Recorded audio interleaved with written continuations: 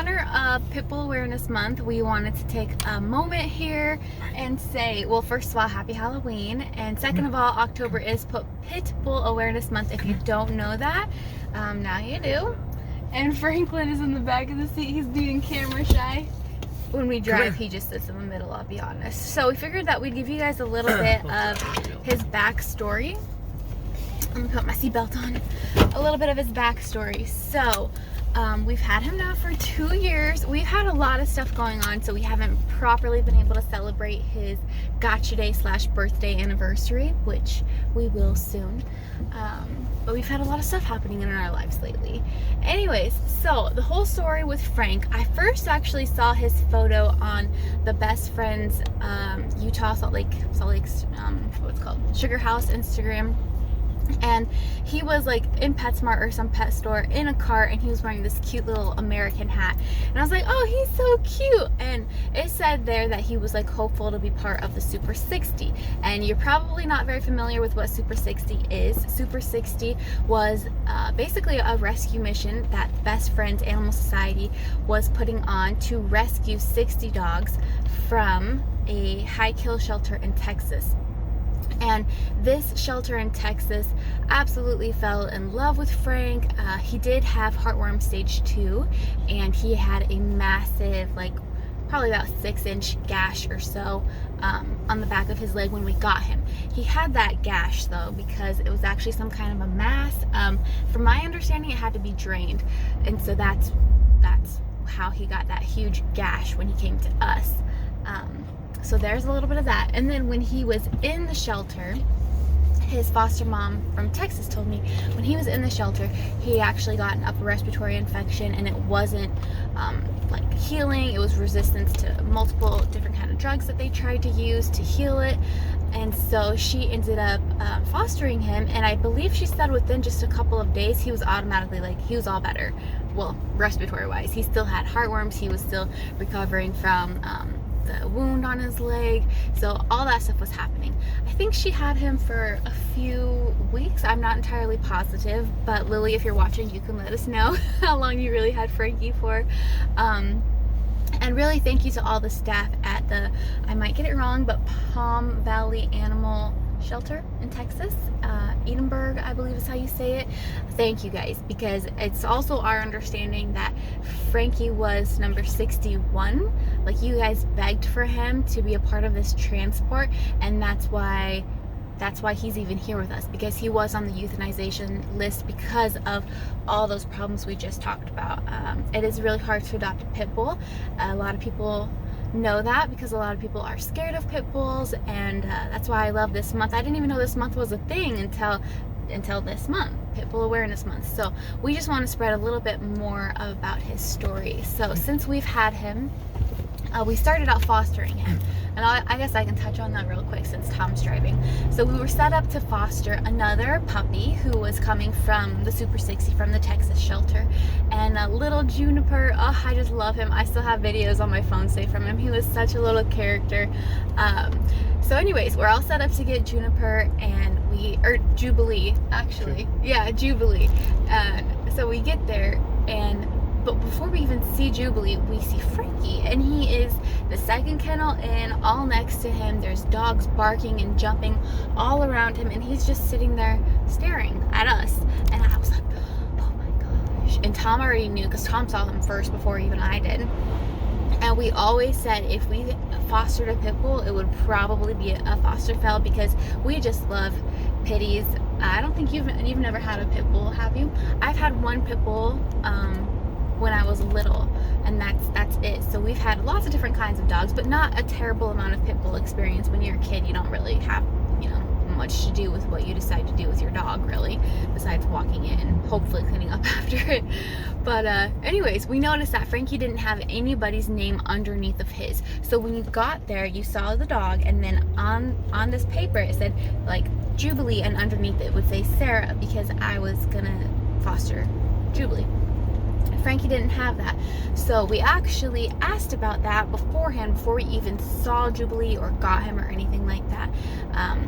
we said, hey, does Frankie need a place to stay too? Because we have a decent sized house, we have a decent backyard, and lots of space to be able to walk dogs. And they were like, oh, I'm not really sure, let me ask about him. So they asked about it from the shelter. Now he's in Utah, by the way, so now he's at the Best Friends in Utah. They asked and they told us, well, he would have to be the only dog because he's heartworm positive and he needs to be kept like calm. And I'm sure you all have been able to see Frank's demeanor. He's literally sleeping right there. I don't know if you can see. He's the calmest dog I've ever had in my entire life. He does get rambunctious and he does get excited, especially if you say go ride or WALK or anything like that, or food or treats. He loves those things. So, and also he just gets a little bit goofy, which I'll get into that, because his personality has been the same, but I would say it's just like elevated since he feels so much better that he doesn't. You'd say so too? Absolutely. Since he doesn't have the heartworms anymore. Like literally think about having these worms like in your heart, in your vessels, how hard it must have been just to breathe, to function. Like those, in my head, those worms are like taking up the space in your blood vessels, so it's hard for your blood to pump, it's hard for the oxygen and the sugars to get to your muscles for you to even move and to live, really. As a nurse, that's just what I think from that. But anyways, so long story short, we ended up fostering Jubilee for just one night, and he was so cute. For just one night, and I was like, are you sure? That because I felt really bad, like I didn't want to just like say forget about Jubilee because now there's a Pitbull that needs my help, and the ladies there at the shelter were like, no, it's fine, like he was a shepherd mix puppy and people love puppies, and they're like, nope, as long as like we'll get him what is it called, a foster lined up all ready for him, and you guys can just come back and get Frankie the next day, because they hadn't done his medical exam yet. So we said okay, and so that's what we did. We came back, we told Frankie that we would be back. We just like went up and talked to him, because you can see him, it's just like little bars on their door and stuff, so you can see them in their kennel and talk to them and stuff like that. Came back and got him actually that first night that sorry, there's ducks like crossing the road. This is weird. Oh, when you're in Florida there's ducks. So the first night that we actually had Frank, and there's like a bunch of ibis too. First night we had Frank, I actually was working a night shift, so it was just Tom and Frankie together, like that night, just hanging out and chilling. And we were like, oh, let's not have Frank on the bed or anything. Like, we didn't even have a real bed. I think at that point we still had like was it just a bed in a box, or maybe it was still the air mattress? Yeah, because we just moved. We hadn't even been fully moved in yet. Yeah, so we didn't know. Well, I don't even know. We were like, let's not let Franklin on the bed. That didn't last very long, especially after he started his in-depth treatment for the heartworms. These shots, injections, they completely wrecked him. So for the first 30 days, I don't think we did any treatment for the first 30 days that we had him. I believe he was still, I don't know if they had done something previously, but it was about a month after we had him that we started these antibiotic treatments. And that was for a whole month. And then I think we had to wait another month. I don't know. It was a really long time that we waited, like 2 or 3 months before we started these injections for the heartworms. And he had 2 of those injections to help kill the adult heartworms.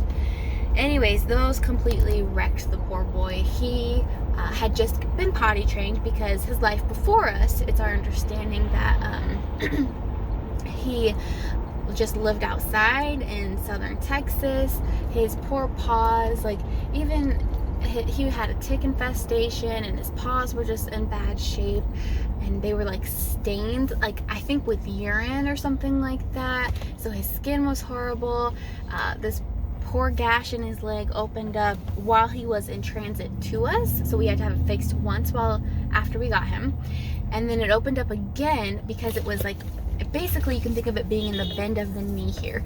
So you bend this knee all the time, and of course it's going to open up, because that's just the nature of where the incision was. So they put these really awesome, you'll have to scroll back through my feed, you can see they put these really awesome buttons that help to They just helped hold the sutures so they wouldn't pop. Yeah, it was really cool though. I really liked that. Anyways, so Frank had just learned how to be potty trained before we started these injections, and he had diarrhea all over the place, like for days, and he felt so bad. I mean, yeah, he couldn't fault him for it because it was just the medicine. And yeah, I couldn't even be mad at him, and he couldn't get to outside fast enough, and it would happen, and he would just look at us, and you just knew that he felt so sorry. So a couple weeks later, like, he was feeling much better. We would have to have like repeat blood tests and stuff like that to make sure that the heartworms were like gone and stuff like that. So anyways, he's heartworm free now. We're at the 2-year mark with him, and yeah, he's really just living his best life. And I think we're pretty much living our best life too with him. I feel like in so many ways he really like saved us when we didn't even know that we needed to be saved. So thank you to Best Friends. Thank you to the Palm Valley Animal Hospital Shelter. Not entirely sure. I could tag everybody though. Thank you guys for all of your hard work. And let me tell you that people in our own family members have been very skeptical of him. Until they get to know him. All it takes is for him to just like smile at them, and like you can just look in his eyes and you just know that he's a good boy. We've had like complete strangers tell us, oh, you know, at first from far away you think he's gonna be aggressive because apparently he looks beastly, I guess. I don't know. But then like they're like, you just look in his eyes and you just know that he's this gentle soul. So yep, he's a little gentle soul. He's adorable. He's chilling in the back here. Look at him. What you doing, bud? Hey, the people want to see you. He's too busy looking out the window. Anyways, you got anything to add, mister? No, we're good. All right, happy Pitbull Awareness Month. Remember not to judge a book by its cover because you don't know everything, and some people and dogs will surprise you. Hi!